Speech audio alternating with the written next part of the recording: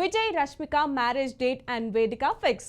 Heroine Rashmika Mandanna hero Vijay Deverakonda ప్రేమలో మునిగి తేలుతున్నారు. అంతేకాదు ఈ ఏడాది విజయ్ దేవరకొండను సీక్రెట్ గా నిశ్చితార్థం చేసుకుంది రష్మిక.